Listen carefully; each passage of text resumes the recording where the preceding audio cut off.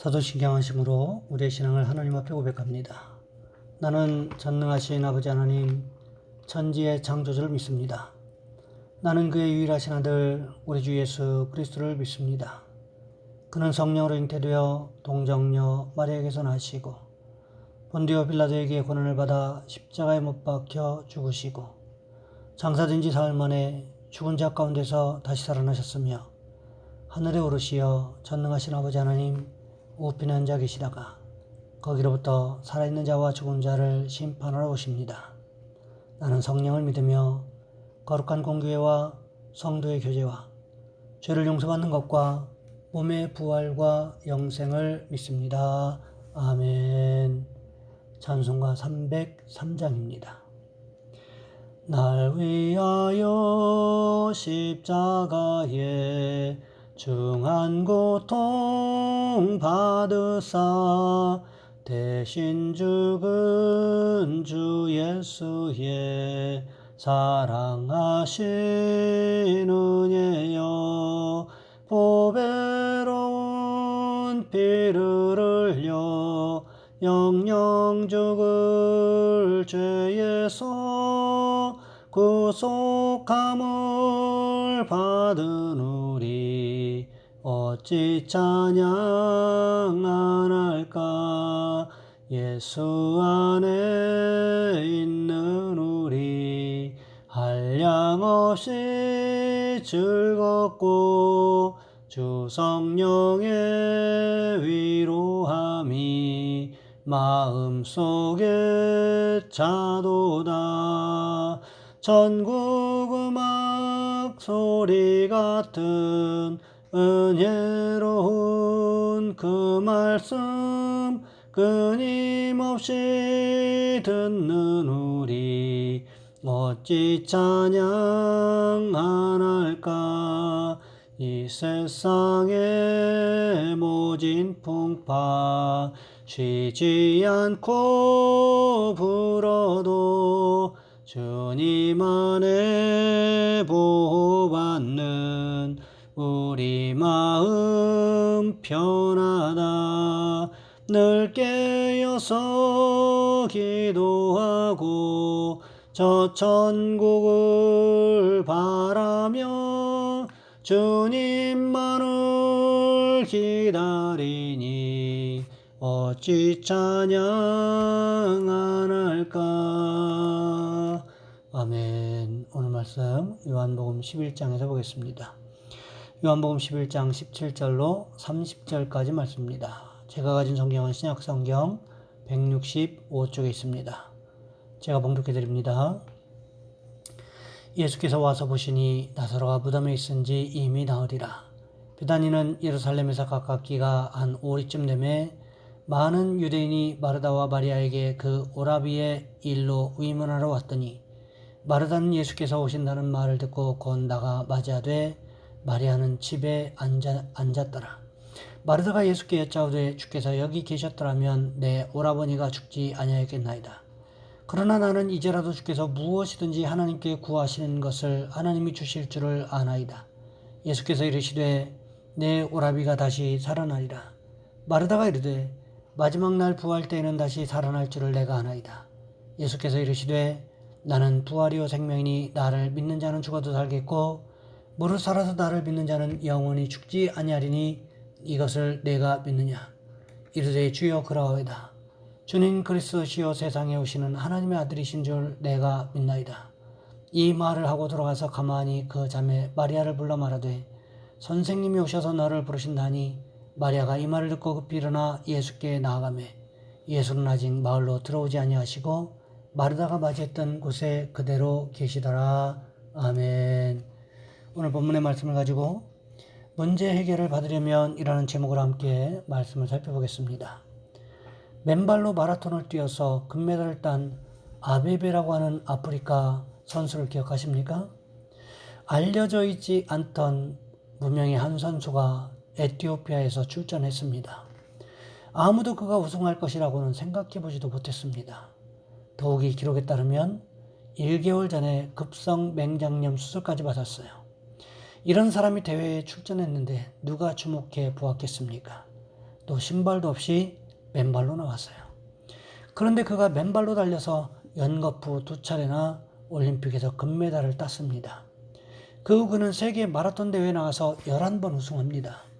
그런데 그에게 갑자기 하루아침에 고난의 태풍이 불어왔습니다. 교통사고를 당해서 민족의 영웅이었던 그가 두 다리가 마비된 거예요. 하와진 불수가 되었어요. 그러나 그는 고난 앞에서 그냥 무너지지 않았습니다. 절망하고 포기하지 않았습니다. 두 다리를 사용할 수 없는 절망적인 상황에서 그는 자기가 사용할 수 있는 두 팔을 가지고 다시 일어났습니다. 팔에 힘을 길러서 양궁도 하고 또 탁구도 하고 눈썰매도 탔습니다. 그래서 장애인 올림픽의 전신격인 스토크 맨드빌 휠체어 게임에서 양궁으로 또 금메달을 땁니다. 정말 대단한 선수지요. 그가 이런 고백을 했습니다. 나는 비록 두 다리를 잃었지만 내게는 아직 건강한 두 팔과 언제나 나와 함께 하시는 하나님이 계십니다. 저는 남과 경쟁해서 이기기보다 자신의 고통을 이겨내는 것을 언제나 우선으로 생각합니다. 고통과 괴로움에 지지 않고 주님만 바라보고 마지막까지 달렸기 때문에 저는 승리할 수 있었습니다. 고난이 우리를 절망할 수 있게 할 수 있지만 이 고난을 잘 극복하고 승리하면 위대한 하나님의 축복이 우리 앞에 다가오게 되는 것입니다. 우리가 신앙생활을 잘하고 있는데도 예기치 않은 문제와 어려움이 다가올 수 있습니다. 목사님, 저는 주일 예배 매일 꼬박꼬박 참석하는데 왜 갑자기 우리 가정에 이런 일이 생겼습니까? 목사님, 저는 제가 보기에 주님 앞에 크게 잘못한 것도 없는 것 같은데 왜 이렇게 몸이 아파서 견디지 못하고 고통 가운데 있습니까? 이런 질문을 들을 때가 있습니다. 여러분, 고난은 고난으로 끝나는 것이 아니라 우리를 훈련시키는 훈련 프로그램 중 하나라는 거지요. 고난 훈련 프로그램을 잘 통과하고 나면 우리 믿음이 자라고 우리의 삶 속에서 문제가 사라지고 하나님의 은혜와 축복이 더 풍성히 임하게 된다는 것을 우리는 기억해야만 한다는 것입니다. 고난 속에 하나님의 뜻이 있습니다. 고난 중에 하나님께 더 가까이 나아가시기를 바랍니다. 주님을 믿음으로 붙잡으시기를 바랍니다. 고난은 지나가는 하나의 과정일 뿐입니다. 삶의 끝이 아니에요. 고난 끝에는 언제나 하나님의 기적이, 은혜가 기다리고 있습니다. 오늘 본문에도 보시면 바로 그런 일들을 기록하고 있지 않습니까? 그렇다면 우리 인생 가운데 다가오는 고난의 문제를 해결받으려면 어떻게 해야 하는 것일까요? 오늘 본문에 보시면 해결할 수 없는 문제를 만난 가정에 대해서 기록을 하고 있는 것을 볼 수가 있습니다. 예수님과 평상시에 친분이 있던 나사로와 마리아, 남매의 집에 일이 일어났습니다. 이 가정에 어느 날 가장 노릇을 하던 나사로가 병에 걸려 시름시름 앓기 시작했습니다.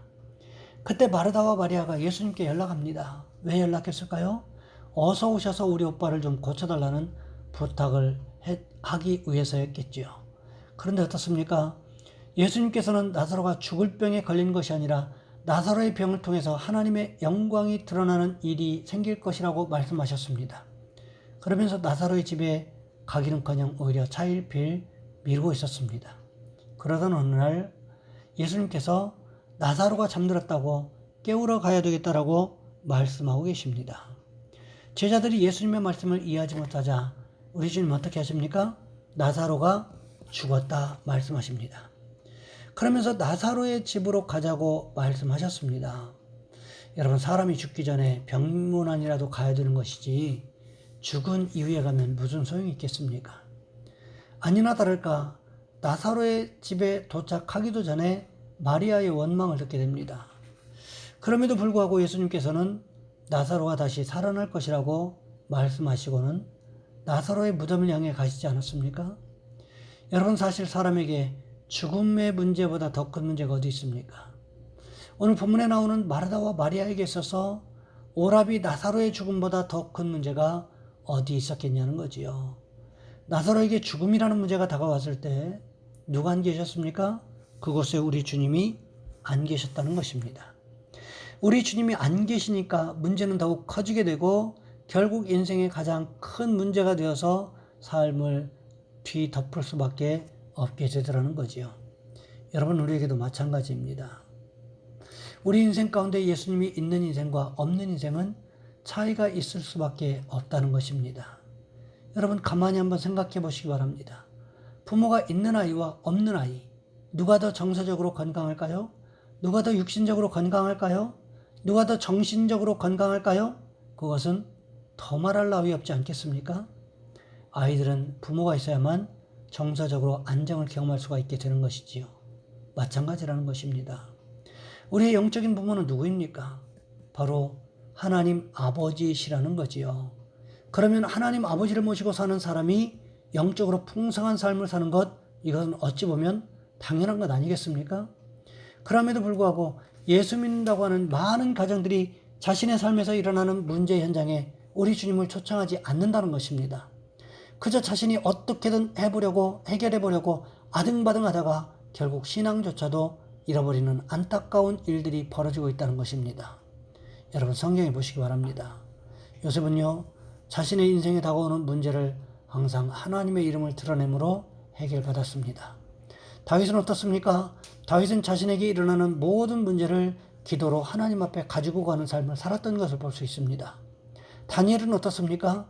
그는 정적들이 자신을 노리고 있는 그 상황 가운데서도 하나님 앞에 기도하는 삶을 살았습니다.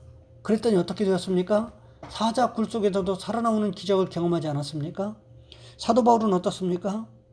사도행전 16장에서 유럽의 가장 큰 성, 첫 관문인 빌립보 성에서 전도하다가 억울하게 매를 맞고 지하 감옥에 투옥이 되는 문제를 만났습니다. 지하 감옥은 사형수들이 들어가는 곳이었습니다. 한 번 들어가면 죽어서야 나올 수 있는 것이 바로 지하 감옥이었습니다. 하지만 그런 문제를 만났을 때 하나님 앞에 기도하고 찬양함으로 인해서 자신의 문제에 하나님을 초청했더니 어떻게 되었습니까? 감옥의 터가 흔들리고 감옥의 문이 열리는 기적이 일어났습니다.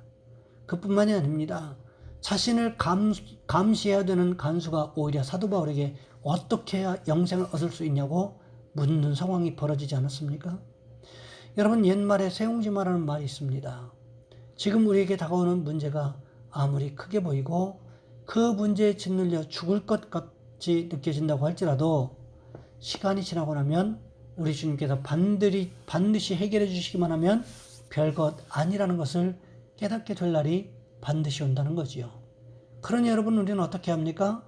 우리의 삶 현장에 고통이 있고 문제가 있는 그 현장에 우리 주님을 초청하는 축복이 있기를 원합니다. 나사로가 죽은 그 현장에 주님이 나타나셨을 때 나사로의 죽음이 결코 문제가 되지 않았던 것처럼 우리 인생도 그런 축복을 경험하시기를 주님의 이름으로 부탁을 드립니다. 이 시간 우리 한 목소리 함께 기도합니다. 주님, 우리의 삶에 문제가 있을 때 삶의 문제에 주님을 초청합니다. 오셔서 고치시고 회복시켜 주옵소서. 특별히 오늘 주일인데 하나님 예배를 통해서 말씀이 깨달아지는 은혜가 있게 하옵소서. 우리 주여 한번 간절히 부르신 후에 한 목소리 함께 기도합니다. 주여, 사랑의 하나님, 우리를 도와주시기를 원합니다.